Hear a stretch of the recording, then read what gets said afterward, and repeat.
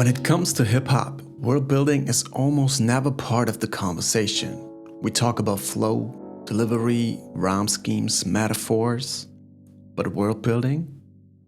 Let's change that.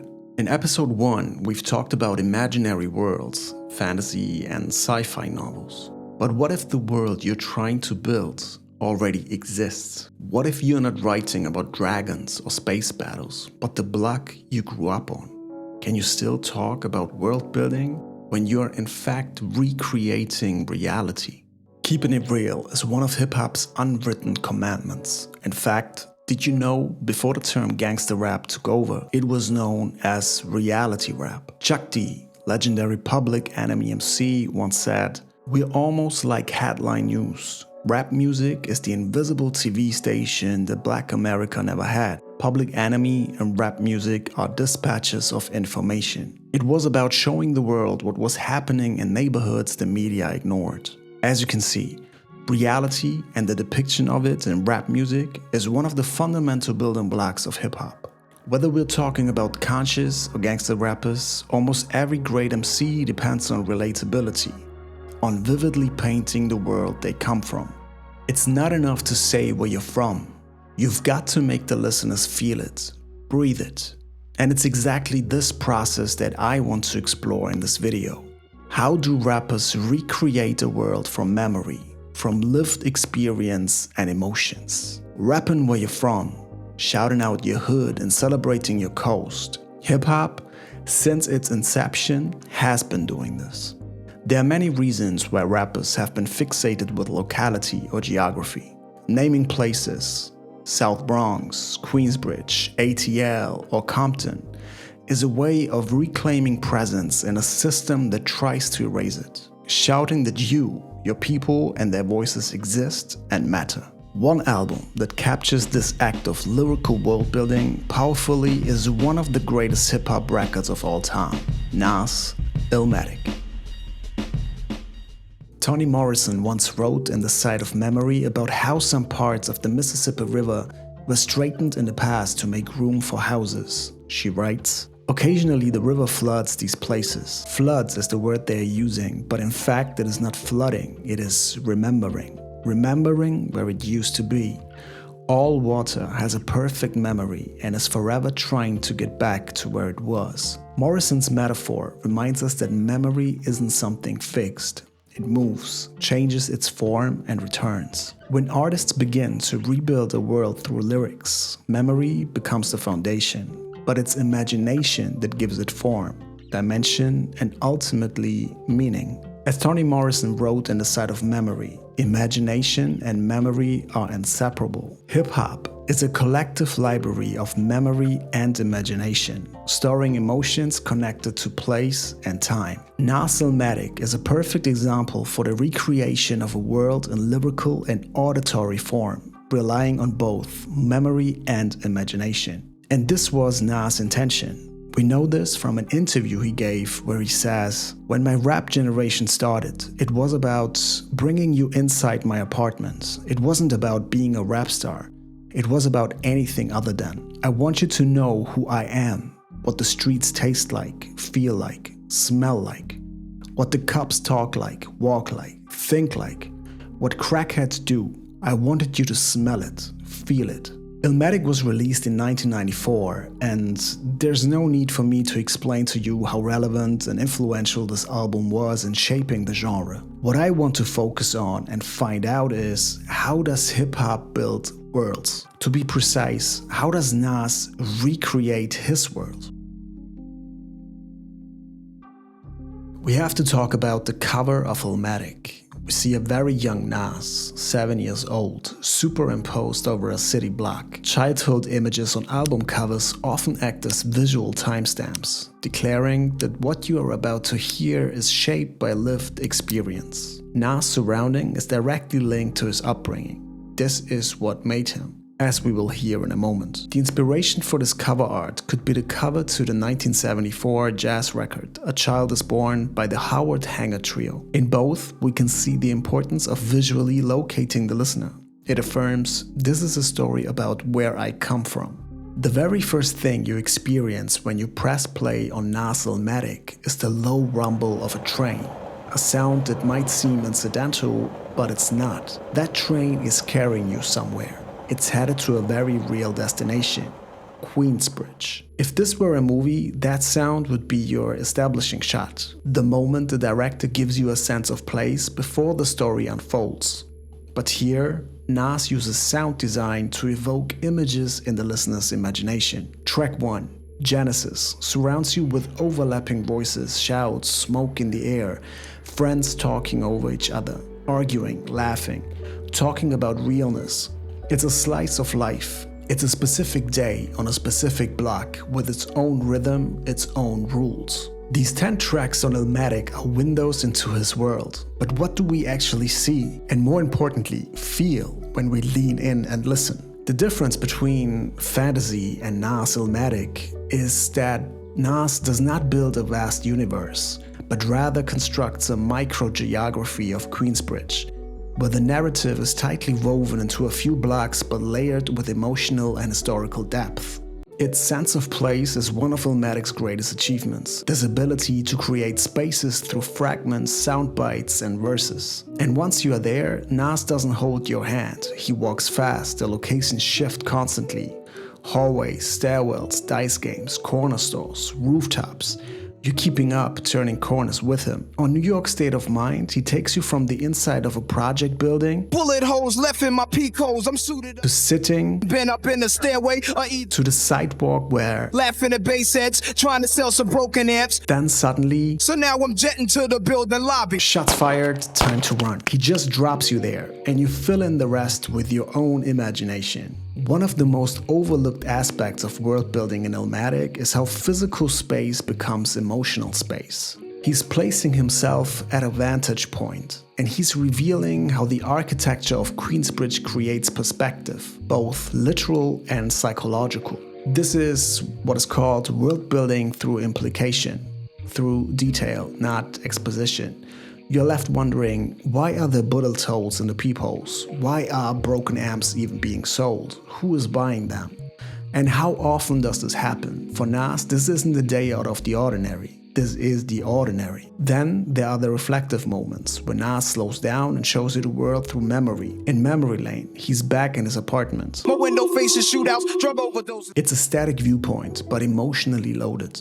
The image of a window becomes a metaphor for memory and helplessness, looking out at a world you are part of, but can't always change. Windows show up throughout Illmatic, and they are never neutral. They serve as filters, ways of observing the world at a distance. They are sites of reflection, surveillance, and longing. The view isn't scenic. It's a daily confrontation with danger, with cycles of trauma. The window becomes a symbol of powerlessness, of being close to the chaos but unable to stop it. Windows also emphasize stillness and isolation, a world you look at but can't always engage or escape. This is what makes Illmatic so unique. Nas creates emotionally charged spaces. He gives you movement through these spaces. Even Fantasy becomes part of the neighborhood's architecture when he's dreaming about escape. Be having dreams that I'm a gangster, drinking Moet's, holding texts. This world is not a frozen image. It breathes, it shifts with the music, reacts to Nas' emotions.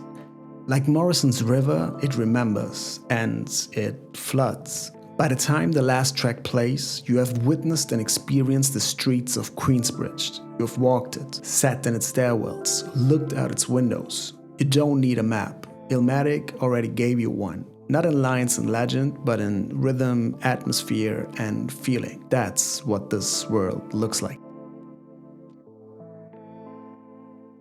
Illmatic teaches you how to navigate this world. It's a self-contained system governed by unwritten rules, where official law enforcement is either absent, corrupt, or predatory, and where people live according to codes shaped by fear, loyalty, and instinct. The hierarchy in Illmatic is unspoken, but you can feel it. You've got the D's on the roof, undercover cops or detectives, watching from above, almost like predators circling their prey. Below them are the runners, the hustlers, and the lookouts, operating talking on corners and in lobbies. There's no formal chain of command, but everyone knows who holds weight and to better move quietly. This world functions on hyper-awareness. Everyone is watching. Everyone is being watched. Survival depends not on legal knowledge, but on how well you read the room, how fast you move, how sharp your instincts are. In this environment, even something as human and essential as rest becomes a liability. If I never sleep, cause sleep is the cousin of death. This is one of the most haunting lines on the album. It tells you everything you need to know about the psychological economy of the world Nas is building.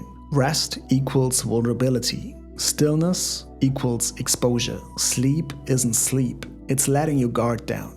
In this world, even your dreams can betray you. What emerges is a kind of ecosystem of survival, a fragile, constantly shifting balance where knowledge of the terrain, the rhythm of the block, and the unspoken codes are the only protection you've got. Illmatic decodes how the system works from the inside out. The world doesn't function on justice, it functions on presence. On who you are, who you're with, and what you've been through. It's why Nas can slip between introspection and confidence, because both are necessary in a world that demands emotional resilience and physical readiness in equal measure. In this way, Illmatic operates as a kind of survival manual, a poetic breakdown of how to exist in a place where every choice matters.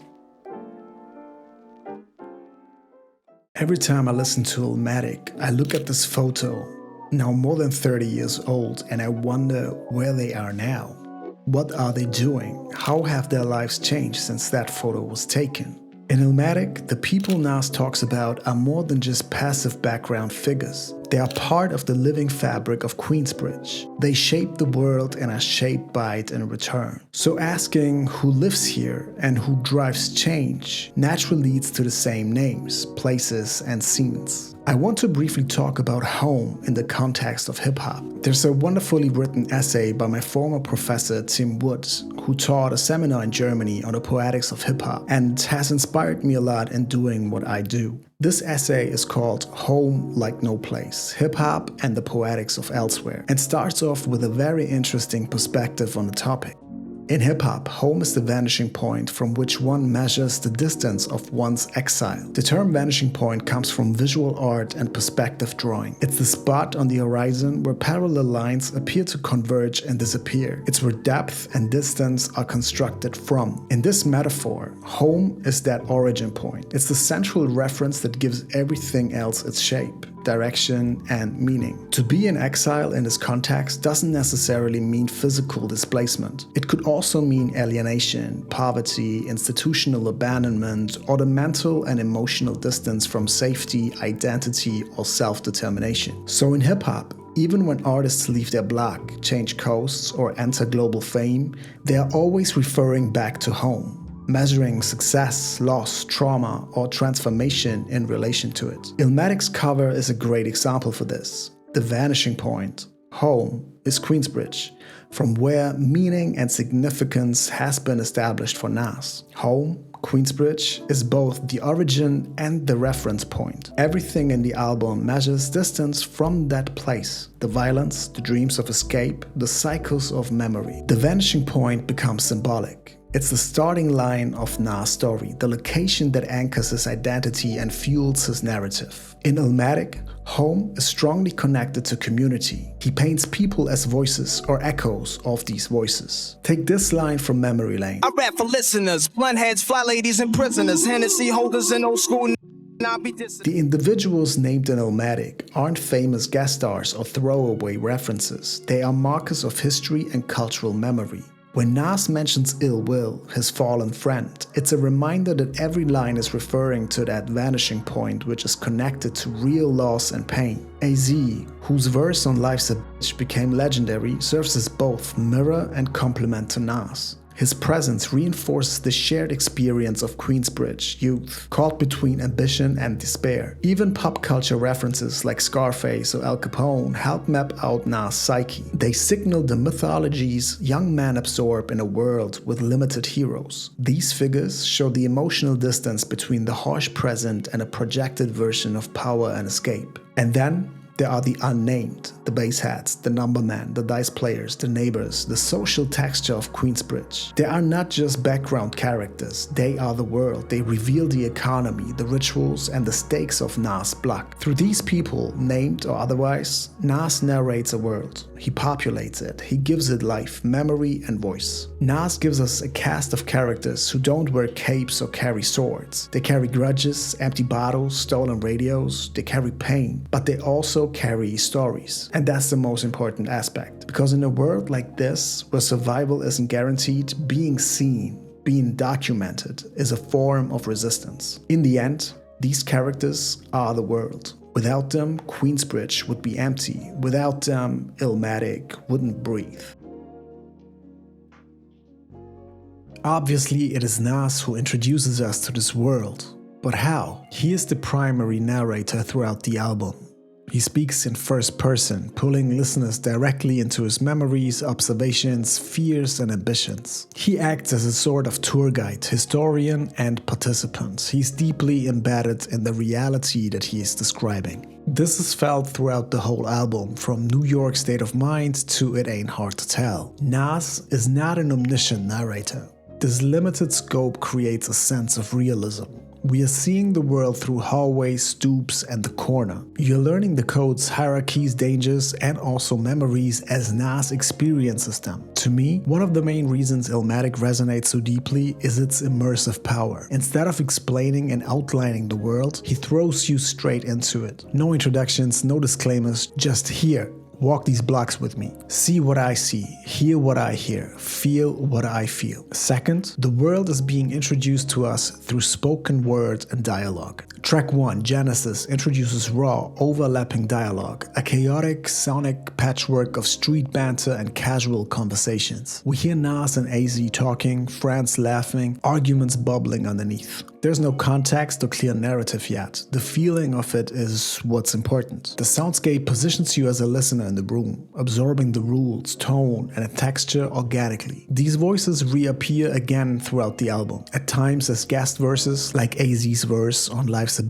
Here, AZ becomes another narrator in the same world. His feature is more like a confirmation or an echo of the same experience. Third, Nas uses tributes and references as emotional waypoints. Each name orients the listener in time and space. When Nas name drops Ill Will, he's memorializing a friend and embedding Will into the very fabric of the story being told. It's personal, foundational, and structurally significant. He's building memory into the architecture of the album, the same way a novelist might build grief or legacy into a character's backstory. Ill Will was Nas' childhood best friend. He was fatally shot on May 23, 1992 in Queensbridge Projects. The label, created in 1999, Ill Will Records, is named after him. Whether it's the Numberman, Bassheads, Prisoners, or his own mother, these shoutouts and references form a tapestry of memory and grief. In most fantasy world-building, timelines and invented history serve as anchors. Authors map out centuries of lore, wars, and revolutions to give their worlds depth and weight. Nas does something similar on Illmatic, but without a timeline, without exposition, and without needing maps. Instead, he uses memory, oral history, and repetition to shape time. In Memory Lane, he builds backward. You are walking through time, and not a clean timeline either. This is fragmented, emotional, deeply felt recollection. These are oral artifacts, part of a larger attempt to preserve what might otherwise be forgotten. This is also what happens on One Love, a song structured entirely as a letter to a friend in prison. What up, kid? I know shit is rough doing your bit. He names people, places, changes in the neighborhood, all in a tone that is intimate, confessional, and archival. This letter is news, but it's also an act of emotional continuity. It's a way to say you are not forgotten. This world still exists, and I'm keeping it alive for you. Life's is memory processed through philosophy. Nas and AZ both reflect on how short life is, how far they've come, and how fast it could end. Visualizing the realism of life and actuality. Memory becomes this claim to presence, a reminder that they have made it this far. People often talk about timeless albums when they talk about classic albums like Illmatic. Nas' world is timeless in the sense that it's forever tied to a particular time. This album captures a specific cultural and emotional moment. Queensbridge, New York City, the early 1990s. It's a snapshot of a place at a precise moment in history. There are payphones, boomboxes, cassette tapes. The names, slang, and landmarks are hyper-specific. And because of that precision, the world Nas paints becomes universal. Like great literature, the more detailed and honest the depiction, the more people from outside that context can enter and feel it, even decades later. When we ask the question, how does Nas recreate his world? We also have to ask, how does he reconstruct a specific moment in time? Nas is our storyteller and main world builder on Illmatic. However, every vivid world needs atmosphere, texture, it needs sound. In hip-hop world building, the beat is the environment rappers start to create their worlds in. On Illmatic, that environment is crafted by some of the greatest producers of all time. DJ Premier, Pete Rock, Large Professor, Q-Tip, and LES helped Nas translate memory and imagination into sound. Each producer on Illmatic brought a unique style, but the album still feels like one continuous world. In the 80s and early 90s, the idea of multiple producers working on a hip-hop album wasn't that popular. You often had albums produced by one person or a production team. For example, Eric B. and Rakim, The Bomb Squad, Premier for Gangsta, or Dr. Dre for NWA. Illmatic proved that a dream team of producers could build one cohesive world together. This model would later be used by artists like Notorious B.I.G., Jay-Z, and countless other rappers. In the article How Nas Illmatic Ruined Hip-Hop, Insanul Ahmed argues that this, in a way, ruined many releases after Illmatic. He argues that it gave rise to the idea that rap albums would be better served with multiple producers. That led to an overall decline in the cohesion and quality of rap albums and ushered in the era of super producers. I'll let you decide whether he's right or not. Let me know in the comments. The soundscape on Illmatic is cohesive because it reflects the emotional and spatial logic of the world Nas evokes. The use of jazz and soul samples in Illmatic is also a form of remembering. These samples are fragments of collective memory that tie Nas' present to a broader cultural past. They allow him to narrate his personal story through the echoes of black musical history. Take The World Is Yours, produced by the legendary Pete Rock, which is my personal top 3 beat on Illmatic. The dusty piano loop comes from Ahmad Jamal's I Love Music, a piece that is warm, subtle, and melancholic. When paired with Nas' introspective verses, the sample becomes a kind of emotional foundation, supporting the mood and memory embedded in the lyrics. Or listen to One Love, produced by Q-Tip, built around a hypnotic loop from the Heath brothers. The beat creates an atmosphere of suspended time. It's distant, meditative, perfect for a song structured as letters to friends in prison. The soulfulness of the sample underscores the emotional weight of Nas' message. And Memory Lane, produced by DJ Premier, which draws on Ruben Wilson's organ-driven We're in Love. The crackle of the vinyl, the chopped rhythm, the subtle melodic loop, they all evoke a sense of time slipping by, of moments revisited and reassembled. It's a space Nas walks through, trailing memories behind him like smoke. These samples act as a form of musical archaeology. They bring the past into the present, not to recreate it exactly, but to layer it, to show how memory, identity, and culture live on through sound. Illmatic recreates a living, breathing neighborhood. It's a world built from fragments, bullet holes, stairwells, jazz and soul samples, and memories that refuse to fade. Nas shows you block by block, breath by breath, what Queensbridge is. He turns architecture into atmosphere, memory into structure, beats into place. And in doing so, Illmatic proves that world building does not only work in fantasy novels, it's also for the people whose lives were never mapped. In the next episode, we leave Queensbridge behind, but we stay rooted in memory, voice, and truth. We will explore another monumental artist, one who fused gospel, hip-hop, and soul into a world of her own. Lauryn Hill's The Miseducation of Lauryn Hill, where we ask the question, how do you build a world from love and heartbreak? We'll find out next time. See you there. Peace.